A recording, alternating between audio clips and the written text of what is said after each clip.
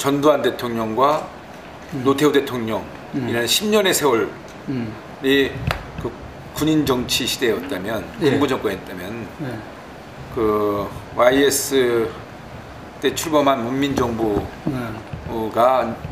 이제 출범이 돼서 지금 새누리당의 우리 정부는 완전히 이제 민간 정부, 문민 정부는 틀림없죠. 지금 박근혜 정부는. 예. 문화는 어떻습니까? 문화. 문화는 굉장히 보수적인 건 틀림없어요. 보수적이라는 것은 이 그 국회에서 그 좀 질서를 중시하고 가치를 중시하고 선수 중요시하고 이런 그 질서를 중요시하는 그런 가치를 가진 보수 정당은 이제 변함이 없는데 굉장히 그 소통의 장은 다양하게 잘 이루어져 있죠. 예. 근데 요즘 야당에서 저희한테 이정걸 대표도 가끔 하는 얘기가 저한테 새누리당의 그 슬로건 예를 들어서 뭐 이제는 민생이다, 뭐 공천권을 국민에게 돌려준다, 뭐 이런 것들이 굉장히 자기들한테는 신선에 다가온다. 메시지 전달이 간결하고 분명하다. 뭐 일단 2월달에 정책의장으로서 유승민 당시 원내대표와 런닝메이트로 그 2월달에 그 새로운 원내 지도부로 런닝메이트로 이제 당선이 됐던 것이 그때 처음에 원내대표 넣으셨죠? 아니죠. 고심하다가? 원내대표를 나오려다가 고심하다가 런닝메이트로 했죠. TK와 수도권 이렇게 결합이 되는. 그렇습니다. 그렇게 결합이 돼서 그 유승민 원내대표의 소위 유승민 파동을 거치면서 제가 이제 원내대표로 7월달에 이제 뭐 사실상 분이 넘치는 이제 합의 추대를 해주셨죠, 의원님들께서요. 그때는 뭐 제가 잘나서가 아니라 그 우리 당내 여러 가지 역학 구도상 그 원유철 정책의장이 원내대표로 가는 것이 당내 화합과 당청 간의 조화에 상대적으로 좀 적합하지 않은 당시에 당 지도부나 의원님들의 판단이 있었던 것 같습니다. 그래서 굉장히 감사하게 생각하고 있고 또 그 새누리당의 원내대표라는 것이 집권여당의 원내대표이니까 굉장히 무거운 책임감도 느끼고 있습니다. 그래서 지금 5개월 됐나요? 4개월 정도, 지금 4개월 정도 돼가고 있거든요. 7월 14일 날 했습니다, 대표님. 제가 한 4개월 정도에 접어들고 있는데 아무튼 그 당청 관계에 있어서 먼저 말씀드리면 유승민 대표 때 당청 관계가 사실은 좀 좀 불편한 게 있어서 결국은 유승민 대표께서 그 자리에 물러나시게 됐는데 저는 이제 뭐 집권 여당의 원내대표로서 당과 청은 기본적으로 운명 공동체다, 하나다라는 생각을 가지고 있습니다. 그러니까 새누리당이라는 우리 토대와 뿌리 속에서 대통령도 탄생이 되었고 우리 새누리당의 의원들도 당선이 돼서 결국 국회 다수당으로 존재하는. 그래서 보면은 이 과거에 그 권위주의 정부라든가 그럴 때는 당청 관계가 일방통행식이 되다 보니까 국회가 뭐 저 행정부의 시녀냐, 거수기 국회다. 거수기다, 이런 비판을 받은 건 사실이잖아요. 그 민심을 제대로 전달 못한다. 그랬던 게 이제 사실이었어요. 그러다 보니까 이제 당청 관계가 수평 관계로 가야 된다. 그런 그 지적도 있었고, 또 우리가 그런 시대적인 흐름에 따라서 당청이 이제 수평 관계로 가야 된다라는 것을 가지고 그 후보들이, 당대표 후보들이 자기가 당대표가 되면 수평적 당청 관계를 만들겠다라고 다 공약을 내세우고 그리고 당선이 되고 그랬죠. 그러니까 이 당청 관계를 그 이제 보는 시각이 그 당이 민심의 바다에서 한가운데 있는데 메시지를 제대로 전달 못해서 청와대에서 결정하는 것이 국민들의 생각과 기회에 대해서 결정되고 민심과 동떨어진 결정을 한다. 결국은 당청이 한꺼번에 같이 공동으로 추락하는 이런 일들이 있는 것이 아니냐. 그런 차원에서 할 말을 하는 그런 당, 그걸 원했던 것이 사실입니다.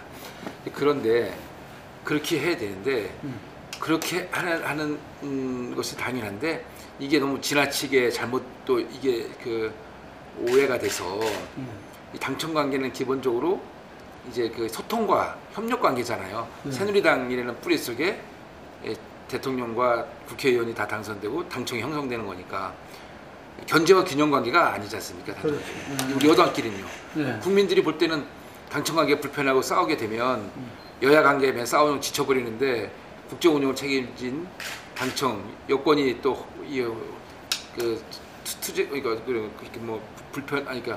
불협화음이나 일어나고 갈등 관계가 되면 국정이 제대로 돌아가겠습니까? 국민들 볼 때는 아니죠. 그래서 저는 이 당청 관계는 견제와 그 균형과 견제의 관계가 아니라 소통과 협력의 관계다라고 정의하고 그 속에서 국민들에게 무한히 봉사하는 관계다.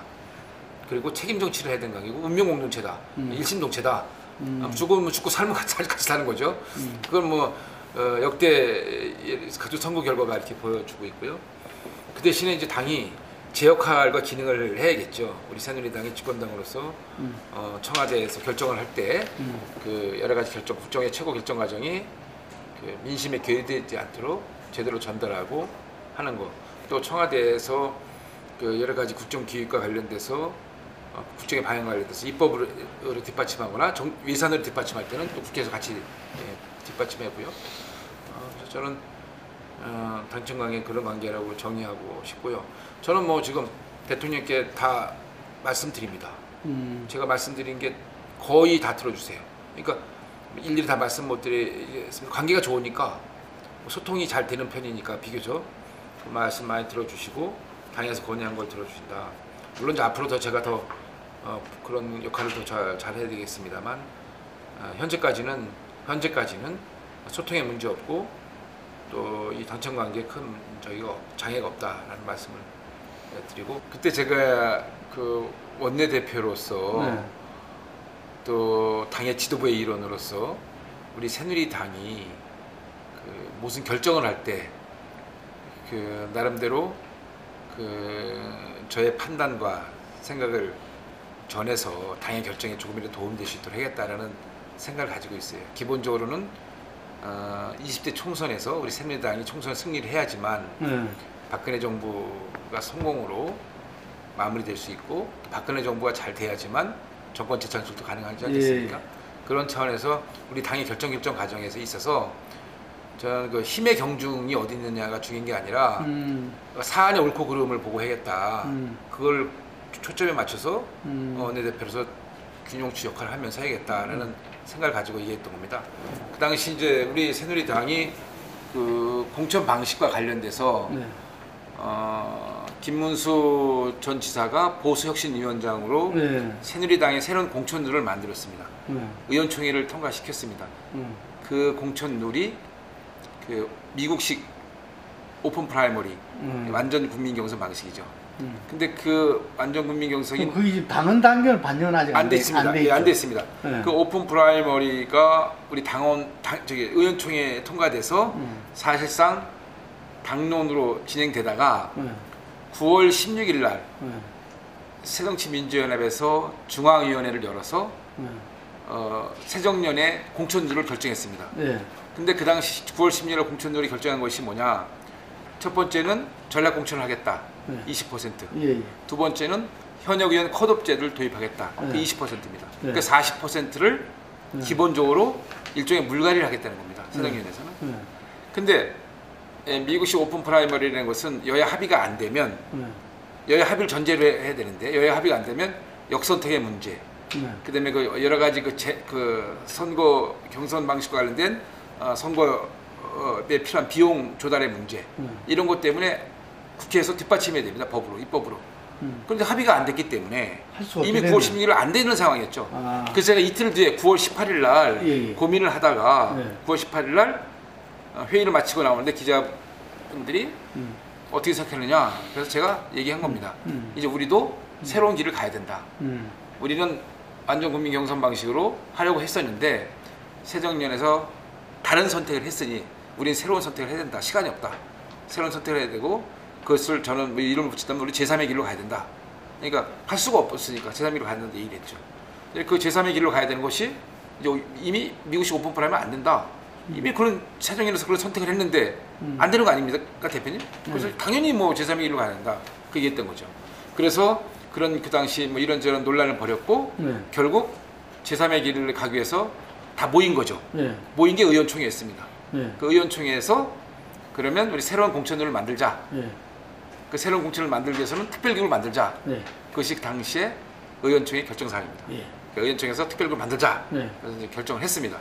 그래서 특별기구를 이제 결정했고 그렇다면 이 특별기구는 우리 새누리당의 당원 당규상 이제 최고위원회 의결을 거치게 되어 있습니다. 그러니까 당대표가 안을 만들어서 최고위원회에다가 붙여서 최고 통과되면 되는 겁니다. 그런데 당대표께서 이 특별기구를 구성하는 안과 관련돼서 황진화 사무총장을 위원장으로 하는 안을 냈습니다. 그런데 당시 최고위원회에서 사무총장이 특별기구의 위원장을 맡는 건 적절치 않다. 반대가 있었습니다. 그러니 다시 이걸 안을 내라. 그런 얘기가 있었고요. 당시 특별기구를 우리가 계속 만들어 왔는데 특별기구의 장을 최고위원들이 돌아가면서 맡아왔습니다. 예를 들자면 노동특위는 이인재 최고위원이, 역사특위는 김울동 최고위원이, 중소기업 소상공인의 특위는 이정현 최고위원이 이렇게 돌아가면서 이제 맡아오는 차지했습니다. 근데 김태호 최고만 역할이 없었어요. 그래서 김태호 최고한테 총선도 불출마를 했으니 그러면 새로운 공천률을 만드는 특별기구 장을 맡기자 했는데 본인이 사양했고 그래서 본인이 사양했고 그래서 굉장히 좀 이게 기구 구성 관련해서 이제 갑론을박이 있었죠. 그 최고위원들이 그러다가 그러면 당대표하고 원내대표하고 서청원 최고위원이 특별기구 구성하는 것을 알아서 해봐라. 공개적으로 얘기하지 말고 셋이서 한번 의논해봐라. 그래서 위임해 준 겁니다. 위임해줘서 셋이서 의논을 이제 했는데 제가 중재안을 냈죠. 중재안으로 이주영 의원을 특별기구 위원장으로 그다음에 사무총장을 총괄간사로 해서 우리가 특별기구를 만들자. 왜냐하면 특별기구라는 게 공천룰을 만드는 거고 공천룰이라는 것은 합의가 안 되면 안 되는 거잖아요. 합의가 안 되면 안 되지 않습니까? 이 게임의 규칙을 정해놓은 거기 때문에 합의가 되지 않습니까? 그래서 뭐 이중 사선이시고 또 율사 출신이시고 당원 당규를 이렇게 만들으셨던 분이기 때문에 뭐 해석하는 데나 문제 없고 또 상대적으로 개파색이 넓으시고 그리고 이제 그 성진호 사무총장은 이제 사무총장 당대표가 추천하셨고 사무총장이 실무를 총괄하셔야 되니까 총괄간사를 알렸는데 맨 처음에 이게 잘 그냥 진행되는 듯 했어요. 했는데 셋이서 이제 그걸 안을 만들어서 진행 중에 일부 언론에게 뭐 터져버렸습니다. 인터넷에. 당시 뭐 언론에 인터넷에 올라가 버렸습니다. 셋이 의논했던 게 어떻게 돼서 어떻게 이유인지 모르지만 그러니까 당대표께서 이게 미리 언론에 이거 곤란하다. 곤란한 문제다. 그래서 다시 없던 일을 하자. 그래서 지금 다시 논의하는 중입니다. 해야 됩니다. 무조건. 언제까지 해야 되죠? 12월 15일까지 해야 됩니다. 2월 15일? 예. 그 전까지는 하면 됩니까? 예, 12월 15일까지 하면 됩니다. 하면 스타트 할 수 있는 거야? 그럼요. 그래서 정개특위에게 요청을 하고 있고 정개특위에서도 오늘 열기로 했는데 모르겠습니다. 지금. 열고 있나요? 지금 열었을 겁니다. 오늘 열도록 해서 아마 정개특위 논의 중에 있을 겁니다. 정개특위에서 그 안을 만들어서 결정해서 12월 15일까지 하면은 됩니다. 제가 듣기로 지난번에 뭐 2+2 했다 4+4까지 만나시고 뭐 이랬잖아요.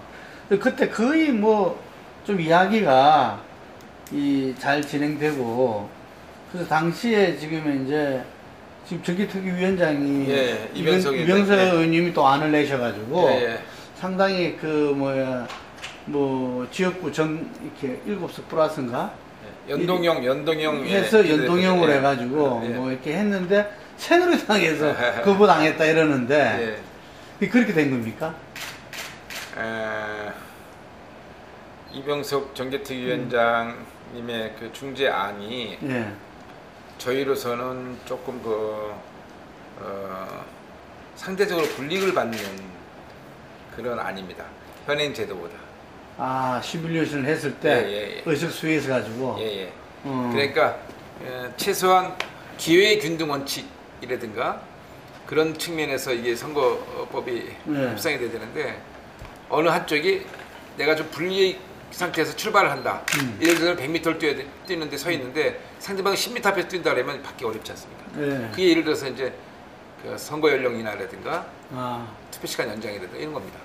권역별 비례대표라든가 다 야당에서 주장하는 거는 저희들이 받으면 다 그 자체가 우리한테 불리한 거거든요. 그러니까 그거는 선거 제도에서 논의할 문제고 장기적으로 지금은 헌재 결정에 따른 인구 편차를 줄이기 위해서 3대를 2대로 줄이는 거 그것만 집중하자. 그리고 헌재 결정에 따라 선거구 획정을 새로 해야 되니까 그것만 해야지 선거구 획정과 관련 없는 잠깐 제도를 갖고 하면은 우리도 여러 가지 낼 텐데 그거 감당이 안 되지 않냐. 시간이 없는데 일단은 현행 300명의 의원 숫자를 우리는 한 명도 못 줄인다. 새누리당은. 우리는 비례대표를 좀 줄여서 조금 줄여서 많이 줄이는 것보다 조금 줄여서 지역구 어려우니까 농촌 지역구 어려우니까 농어촌 지역구를 좀 줄이는 걸 최소화시키는 걸 하자. 그것이 이제 우리 새누리당의 기본 입장이죠. 그걸 의원 정수도 약간 느리는 안도 뭐. 그거는 저희는 검토합니다.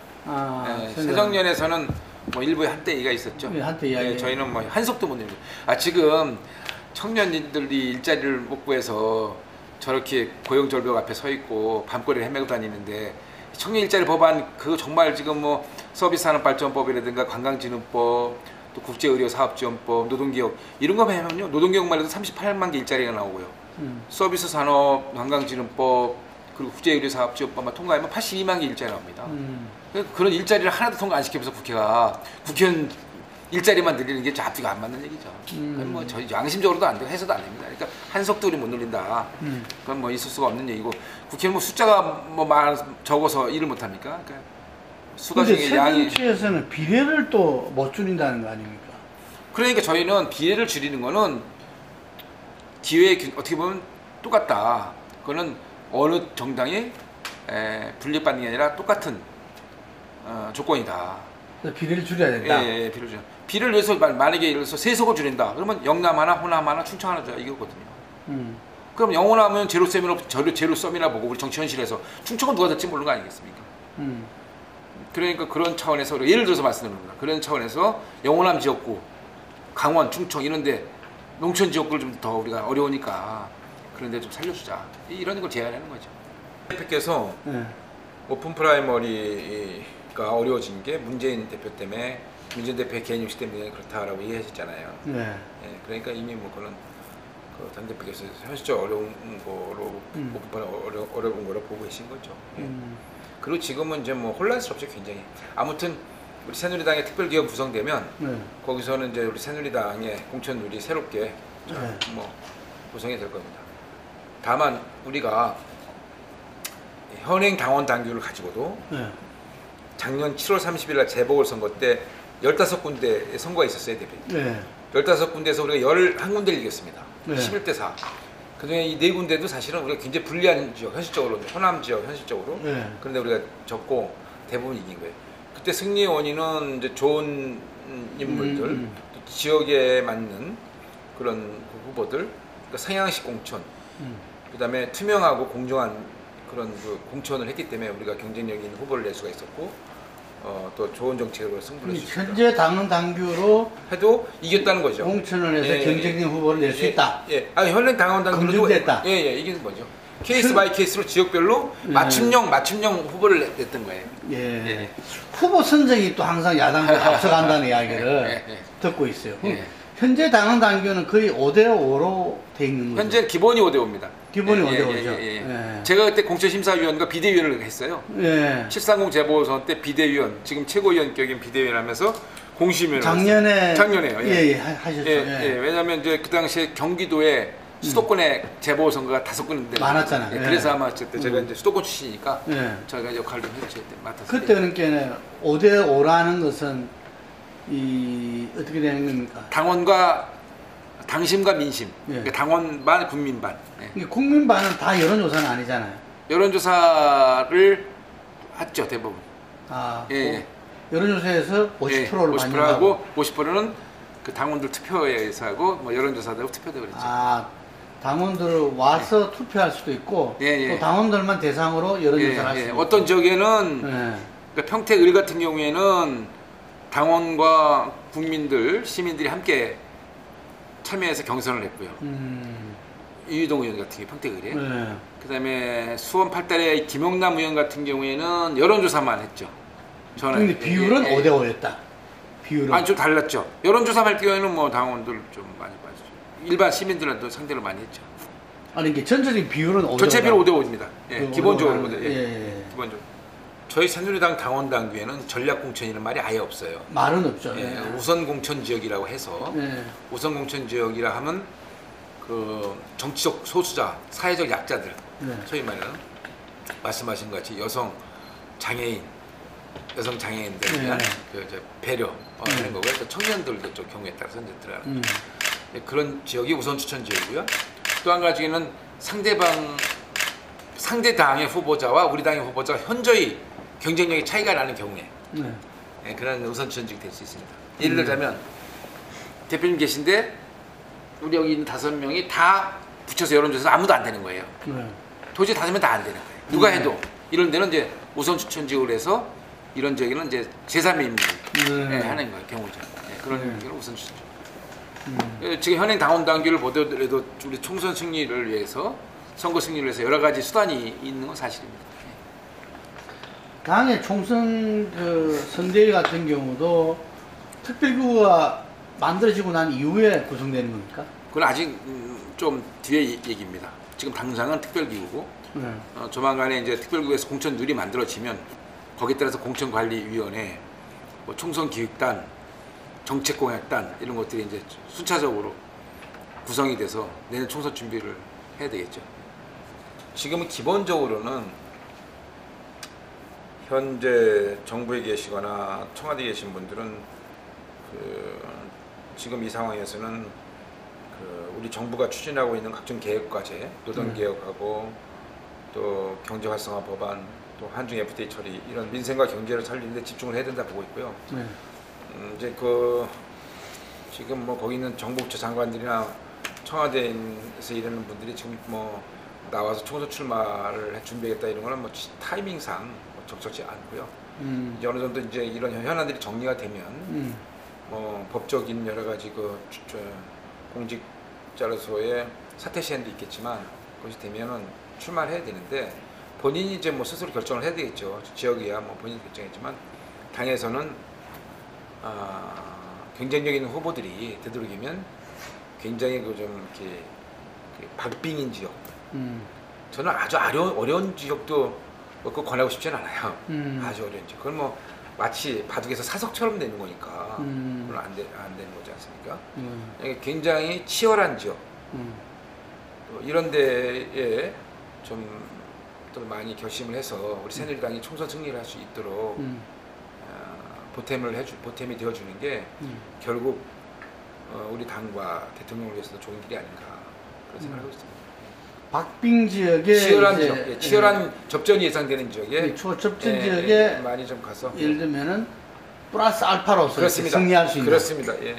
아예 험지에는 아예 험지에는 그건 뭐 좋은 인재들을 또 경쟁 있는 후보들을 뭐 사장시켜 버릴 수가 있으니까 그거는 뭐 완전 험지라고 말씀드리는 것은 우리가 전통적으로 새누리당이 굉장히 취약한 지역에 마치 뭐 가서 뭐 선거 결과가 없이 그냥 전사해라 이런 거는 좀 적절한 결정이라 볼 수가 없고요.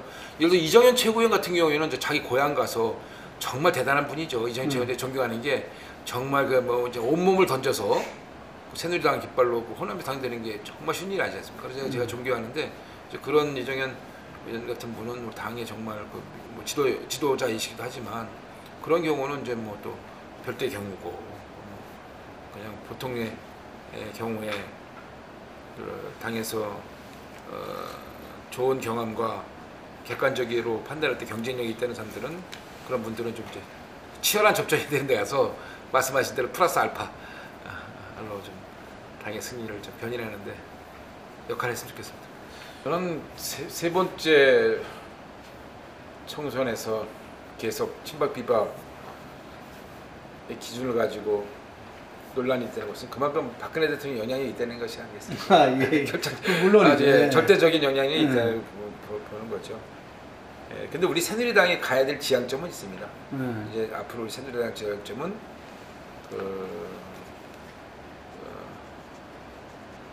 기본적으로 저는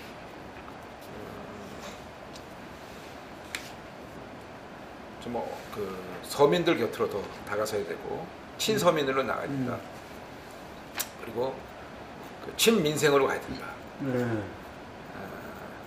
그것이 우리 새누리당이 총선 승리할 수 있는 지름길이고 선거를 위해서도 그렇지만 실제로 우리 당이 어려운 국민들 곁으로 다가서는 모습 또 민생을 돌보는 모습 이것이 야말로 이제 뭐 우리 당이 가야 될 지향점이 아닌가 싶어서 저는 그걸 가르쳐서 이제 친민이다 이제 뭐 친민 쪽으로 가야 된다 친민생 친서민으로 가야 된다 그렇게 생각하고 있습니다. 그것이 결국은 우리 당과 박근혜 정부를 위해서 성공하는 그런 정부를 만들기 위해서도 바람직하다.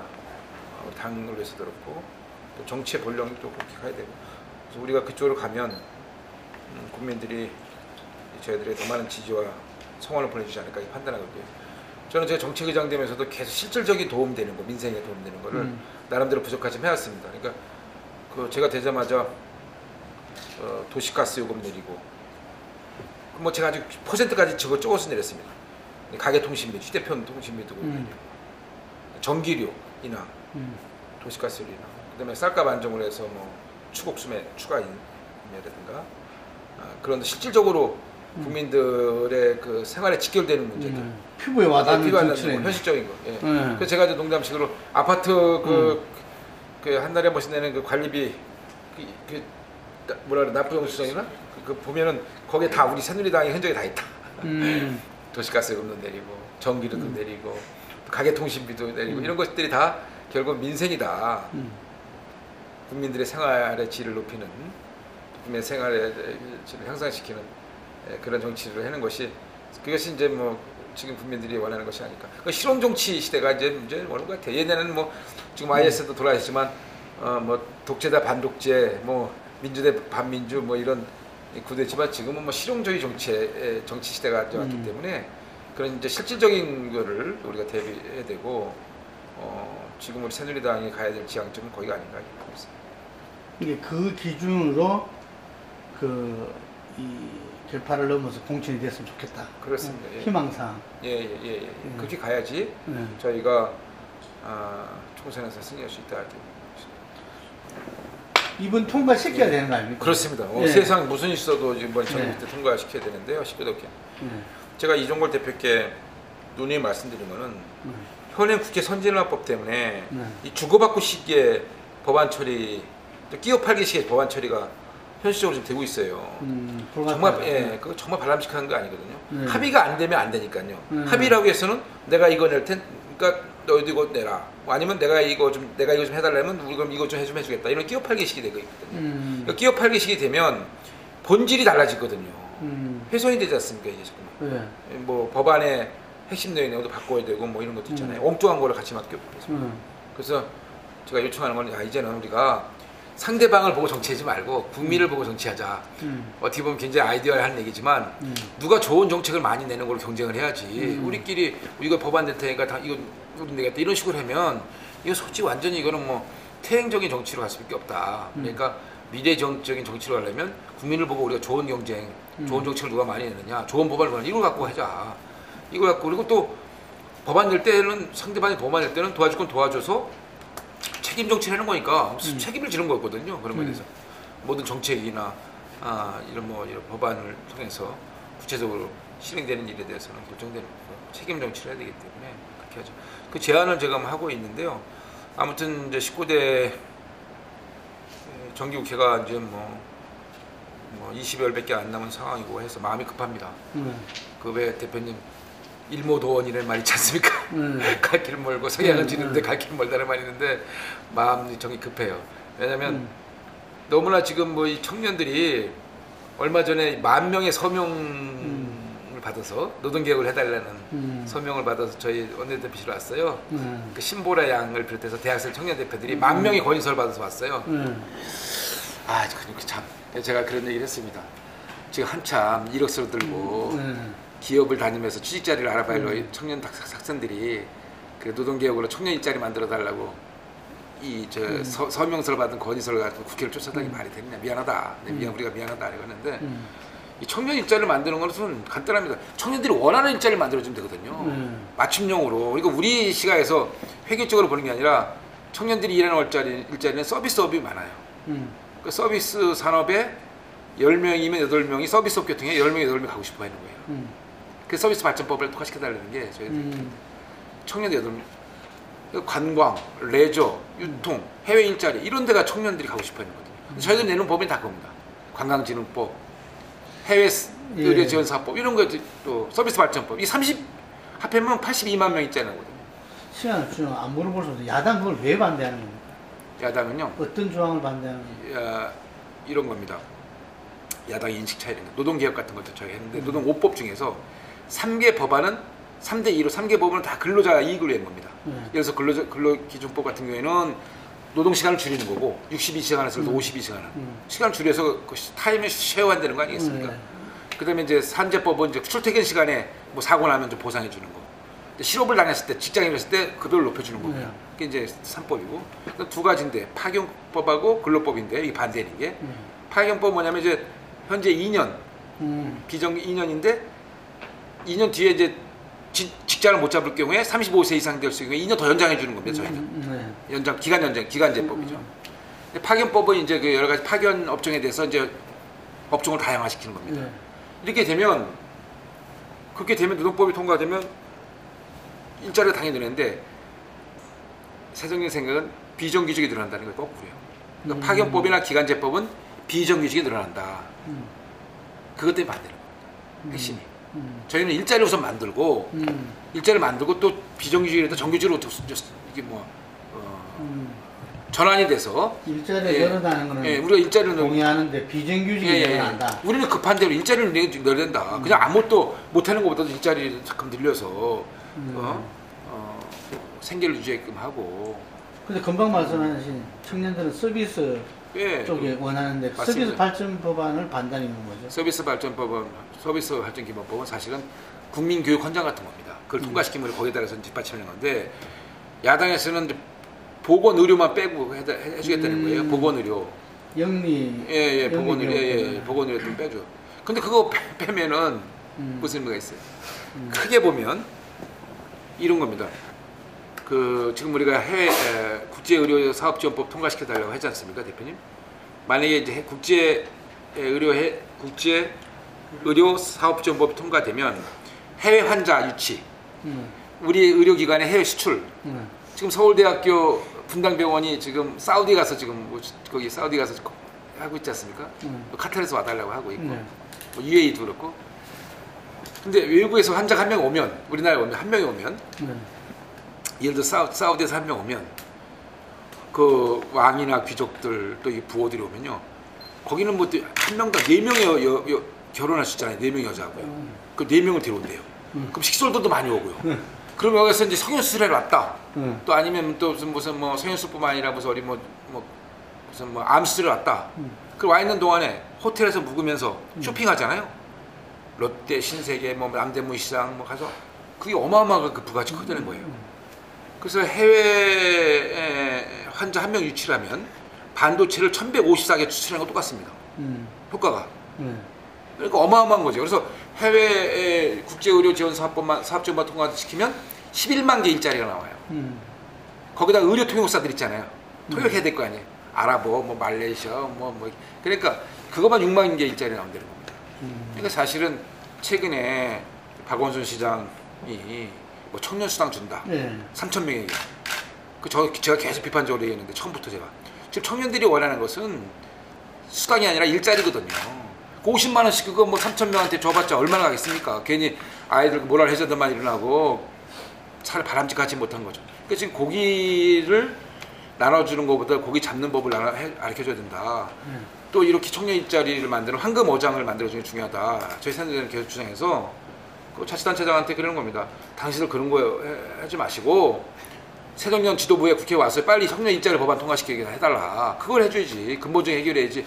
그 미봉책 갖고 해봤자 이거 해결이 안 된다. 저희들은 계속 요구하고 있는 거죠. 근데 그런 인식의 차이 때문에 굉장히 좀 사실 어려워요.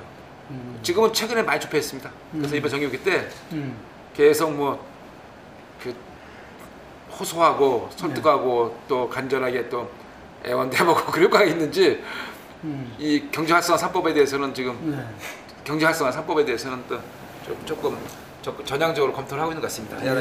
저도 그래 들은 것 같은데. 그래서 제가 여쭤봤어요. 아마 될 것 같습니다. 한 번만 더 적극적으로 밀어주시면 될 것 같아요. 명분만 필요해요. 명분. 야당은. 그러니까 참 그러니까 제가 아까 말씀드린 게 핵심이 우리 정치가 더 발전되고 대한민국 정치의 경쟁력을 가지려면 이제 실용주의로 가야 된다. 실사고시로 가야 된다. 그래서 지금 명분 때문에 한 발짝도 못 나는 거 아닙니까 지금. 그래서 누가 더 좋은 법안과 좋은 정책으로 승부를 보느냐 하면 그쪽으로 포인트를 맞추면 그런데 명분만 지금 딱 맞습니다. 명분을 달라는 거거든요. 그러니까 역사교과서 논쟁의 그 한복판에서 지난 10월 28일 날 재보궐선거가 있었어요. 물론 저기 뭐 총선이나 대규모의 지방선거는 지방자치단을 뽑는 건 아니었지만 10월 28일 날 선거가 있을 때 저희가 다 이겼습니다. 수도권에서. 이긴 이유가 저희는 저는 이렇게 봅니다. 두 가지입니다. 새정년에서는 역사 교과서에만 몰입이 돼서 그것만 계속 주장했지만 저희는 역사 교과서가 새롭게 쓰여져야 된다라는 주장과 동시에 민생 얘기를 계속 한 겁니다. 그래서 저희가 그걸 이제 더 포인트를 얻었다고 생각하고 있고요. 지금 역사 교과서의 문제에 대해서는 뭐 이미 논쟁을 많이 벌였습니다만 제가 청와대 오자회동 때 대통령 모시고 여야 당대표 원내대표가 1시간 40분 동안 하면서 한 40분 동안 역사 교과서 갖고 이제 그 논쟁을 벌였는데 제가 그것만 보더라도 야 역사 새로 써야겠다. 그 자체만 보더라도. 그러니까 좌도 아니고 우도 아니고 정말 저 팩트에 중심한 사실에 입각한 새로운 역사가 필요하다. 그 현장만 보도 그런 생각이 들었어요. 그리고 지금은 뭐 단 한 페이지 써지지 않은 역사 교과서를 가지고 뭐 친민이 아니 친일이니 뭐 독재니 하는데 독재 미화니 하는데 그거는 좀 어불성설이고요. 이제 그 국사 편찬회에서 새로운 집필전을 구성해서 하니까 중요한 거는 팩트에 근거해서 정말 그 정체성이나 대한민국 정체성이나 또 통일 시대를 대비한 미래의 아이들에게 올바른 가치관을 심어주는 그런 교과서가 돼서 나왔으면 좋겠어요. 아무튼 분명한 것은 저도 마찬가지입니다. 국정화가 최선은 아닙니다. 오직 하면 우리가 이제 국정화가 했나 싶어요. 세계적으로 몇 나라 없다면서요? 그렇습니다. 그래서 오직 하면 그래야 싶고 우리나라도 세계적으로 분단된 나라도 없으니까 문제는 제가 그때 이제 뭐 주체사상 북한의 주체사상이라든가 뭐 이런 거 할 때 그러면 주체사상 좋은데 북한의 세습 정권이라든가 핵 개발이나 이런 거에 대해서 비판적으로 좀 해야 되는 거 아니냐. 그런 거에 대해서는 전혀 다루지 않고 주체사상 또 6.25 전쟁의 원인 뭐 이런 거에 대해서 뭐 이 교과서에서 일부 교과서에서 바람직하지 못한 그런 기술 방식이라든가 이런 거에 대해서 비판했는데 아무튼 뭐 균형 잡힌 역사 교과서가 좀 잘 나와서 국민들한테 좀 신뢰받고 대표님 열심히 자기 역할을 충실히 하다 보면 기회가 오더라고요. 그러니까 30대에 분에 넘치게 이제 국회에 등원해서 당직이나 국회직도 많이 맡아봤고요.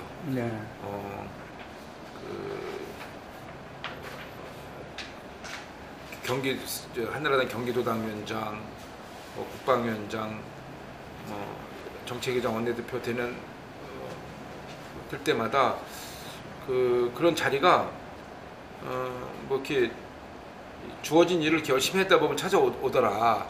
그러니까 이제 그 욕심만 가지고 하다 보면 일이 잘 안 돼요.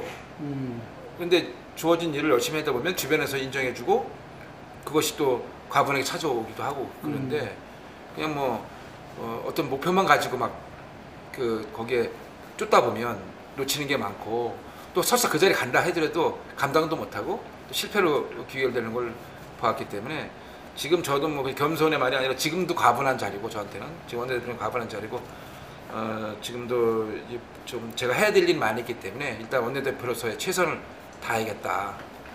내년까지 최선을 다해서 그 다음에 이제 뭐 스스로 평가를 해보고 또 객관적으로 주변에서 평가해서 다음에 무슨 일을 결정해야지. 지금은 뭐 원내대표 일도 좀 벅차다라는 말씀을 뭐 드리고요.